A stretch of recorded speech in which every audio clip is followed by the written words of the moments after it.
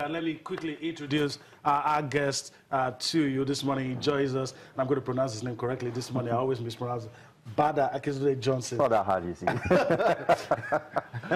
morning. It's good to have you. It's great to have you on the always show. fantastic. Yes, I mean, I believe this is the first time we're having you back since Nigeria qualified for the Russia 2018 World Cup. We're not going to talk about the match like that. That's pretty much in the past now. But let's look forward now to what our chances are in Russia next year. I mean, a lot of messages out there. Some people feel it's high time Nigeria actually goes to a World Cup and get beyond the second round. We talked about Ghana and Senegal making the debuts and actually going to the quarterfinals. Nigeria's been there. It's going to be the 6th appearance now.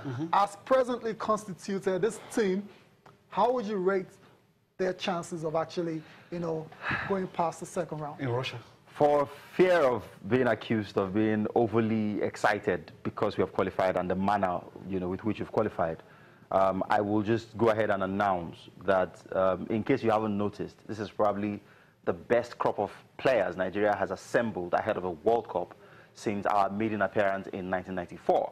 The 98 team, yes, fantastic. But a lot of the guys who were stars in '94 were on their last legs. The Yakinis, the Amokachis, the Amunikes, they were not the same players anymore. Look at this team.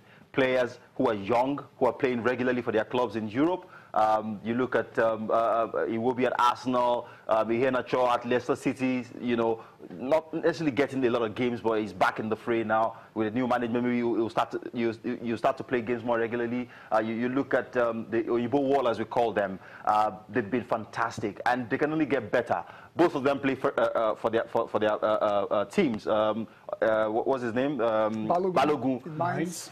Fantastic footballer, calm, he can play the ball out of the fence, so competent, he can pick a pass, he's so competent. I mean, his improvement over the last 1 year has been frightening.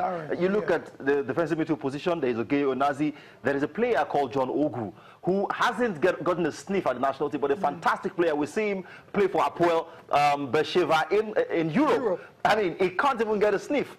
You look at how Mikel Obi is playing, he looks renewed, refreshed. He's enjoying his role in the team. Or Johnny Gallo is confident, he's scoring goals. I mean, you look all around, there are options for almost every position on the pitch. You look except maybe the goalkeeping department, where we've lost Carly Keme, and we haven't exactly found, a top-class goalkeeper. Maybe, who knows? And this is not calling for an Enyama return, but should he have a change of heart, then maybe that position then becomes as strong as the other ones. But look at that team. Frightening quality all round.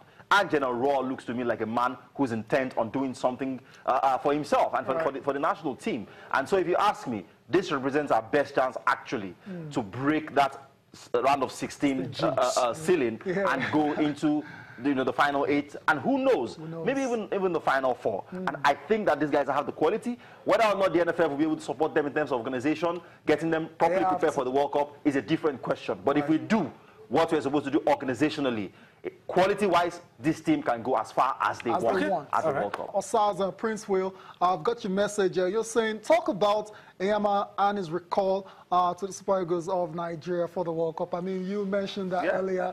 That department, you're not very comfortable right now. No, Akpeyi Ezenwa did okay during the qualifiers, but I don't think that they are at that level, to go to the World Cup and perform.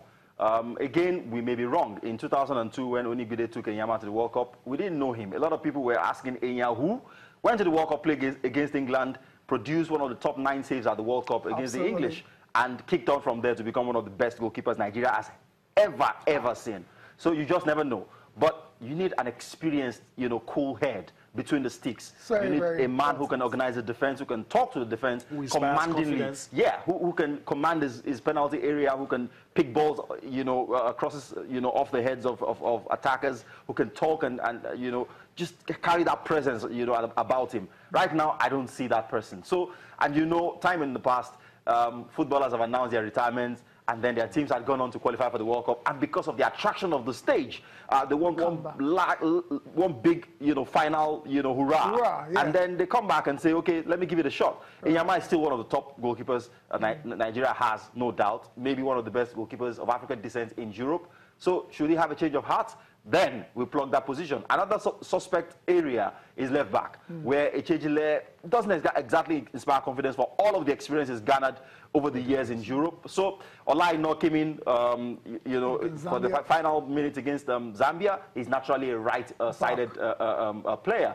Maybe between now and World Cup, we need to do a bit of work to find, a backup, or the player who starts ahead of Echejile, and Echejile then becomes the backup. But we need a player who does as well as, the Shehu guy on the right side. Right. The guy plays out of the skin. The last game against Zambia, it was phenomenal. Absolutely. He needs a decent backup. I think that player is Olaino. So left side of defense, we need to fix it. Up front. Up front.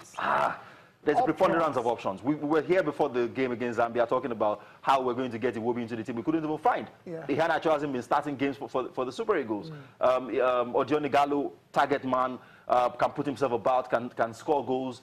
Maybe, China actually gives him the opportunity to play occasionally and save his legs. Was he in mainstream Europe? He would have been playing 2 games a week, and that probably would take its toll. So you need freshness, actually. There's no doubt in his quality. He's proven it. He's scored goals in the Premier League. We know he can score goals. So maybe what he needs now is to pace himself, play once a week, conserve energy, stay fresh, and arrive at the World Cup, in purest form. Absolutely.